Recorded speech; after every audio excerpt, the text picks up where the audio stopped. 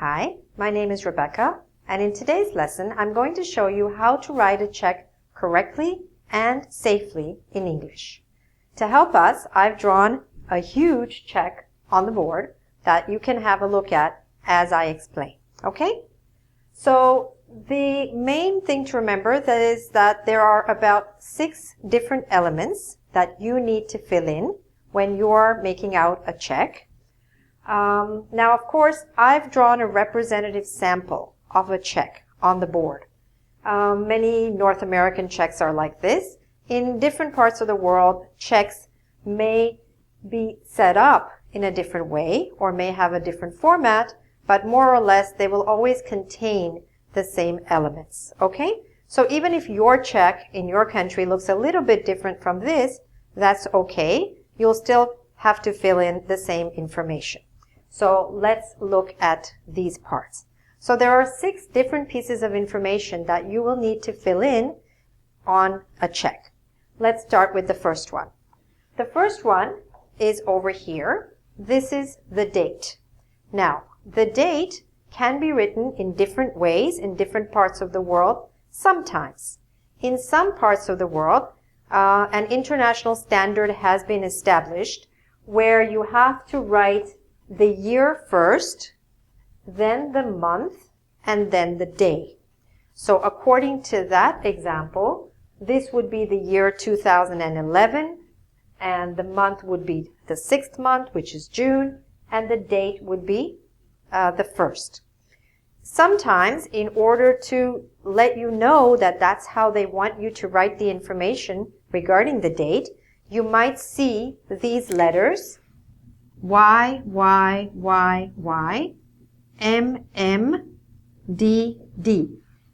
Whenever you see this on a check or on a form of any kind, it means they want you to write the year, the 4 numbers of the year, the 2 numbers of the month. So if it's a month like June with only 1 number, you write 06, okay? And then the day. All right? So that may be the case. If it's not the case, then you could write like this, June 1st, 2011. And if you write June 1st, 2011, don't forget to put a comma in between to separate these 2 pieces of information. Okay? All right, so we finished writing the date. What do we do next? We write who we are going to write this check to. We write the name of a person or a business. In this case, this is a check that belongs to Mary Doe. It is Mary Doe's check. So Mary's name and address is often written in this place. Then Mary is paying this check to someone named John Doe. So it says here, and it will usually say something like this in English, pay to the order of. That means pay this person or this business. This person or business is the payee. Okay? That's spelled like this. Okay? You don't need to write that information on your check. It's just for your knowledge as vocabulary. So John Doe is the payee of this check. So we've written the date, we've written the name of the payee. Now we come here to the important part and we write the amount of the check in numbers. All right? So if it's a check in dollars, if the currency is dollars, you might see a little box like this. The important thing is when you start to write the numbers, make sure you write the first number right against the side of the box. Because if you write it in the middle, it leaves space for somebody to add numbers before that. And instead of writing a check for $120.50, you might end up, somebody could fraudulently, somebody could cheat and make that $1,120. So you want to make sure that you don't allow that to happen. So start it right here, and also put the dot and put the cents. So this check is for $120.50. Sometimes people write it like this, and sometimes they write the cents, 50, and then draw a line like here and put 100 down below. You have a choice. Or there might be a particular style that's followed in your country. Okay. Then we write the same amount, but this time we write the amount in words. This is to confirm, because sometimes people don't write their numbers very clearly. So when we write the amount in words, it enables the bank to be sure that that is exactly the amount that they are supposed to pay. So here we see 120, and then you should draw a line all the way to the end, again, so that nobody can add anything.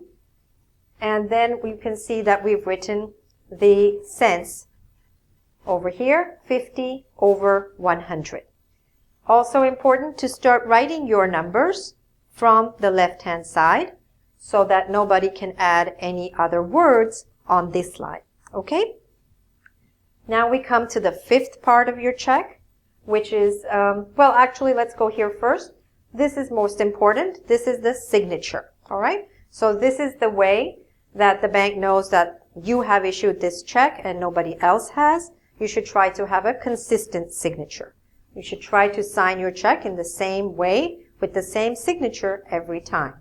Now, some people ask me, if I write a check in English, do I have to write my signature in English? Well, no, you don't have to.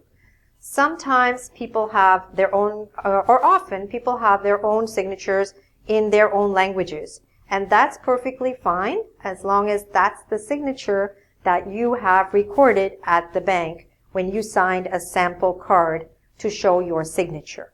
In fact, sometimes signatures are almost illegible. Illegible means we cannot really read them.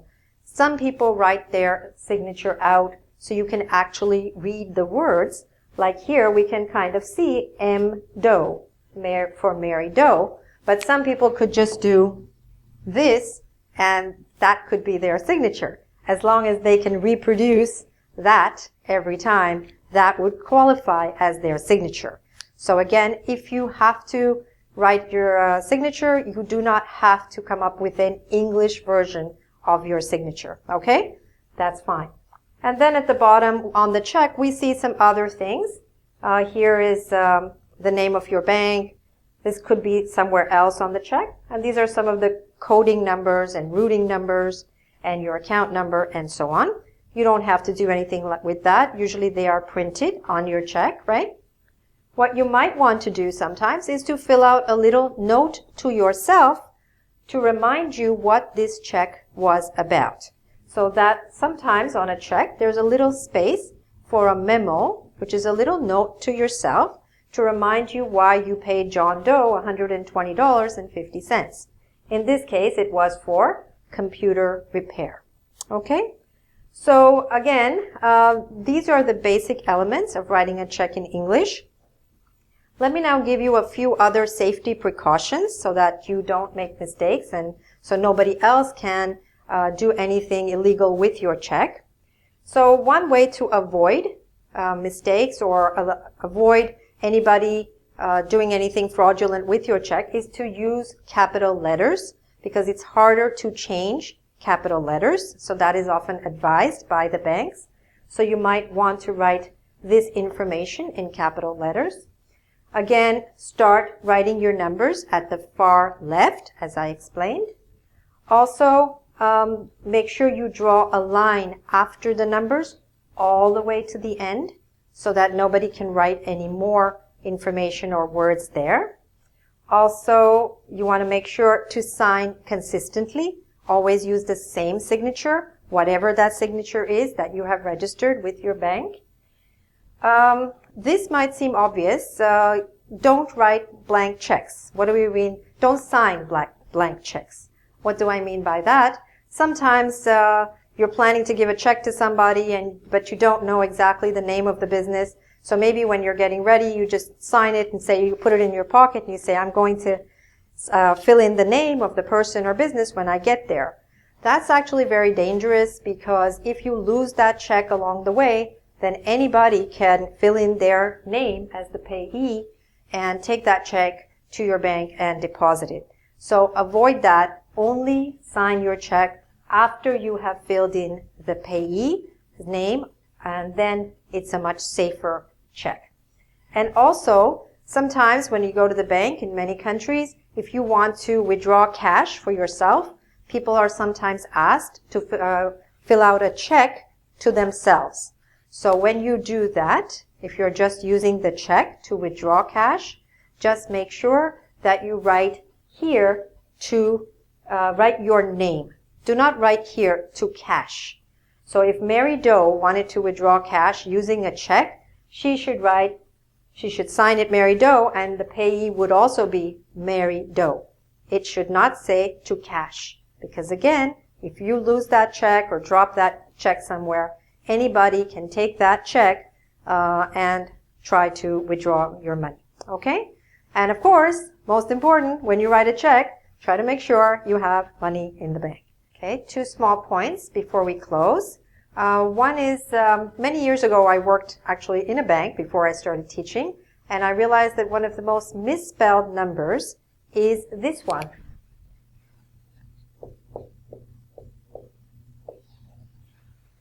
How do you say this? Well, you say this as 40, but the question is, how do you spell it?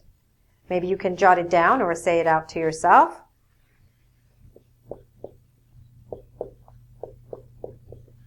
Okay, this is the correct spelling of the number 40. Many people misspell it by writing out F-O-U-R. So make sure you don't do that. The number 40 is F-O-R-T-Y. And the last point is that if you need any help in knowing how to write out the numbers in words, you could also refer to one of our videos on our website. Our website is www.engvid.com. There you'll find a lesson, another lesson that I had recorded earlier called Saying Numbers, and that will help you to know how to say or write out the number, okay? And also you could do a quiz on this subject and many other topics in English, all right? So all the best with your writing of checks and with your English. Thank you very much. Bye for now. Oh, one last point. How do you actually spell the word check? Let me ask you.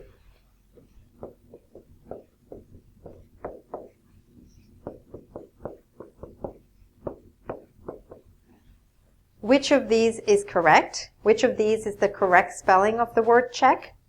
Well, actually, both. Both are correct. This first one is normally used in the United States, and the last one is more the British spelling. Okay, so you might see both in different places depending on where you are. All right, that's it for now.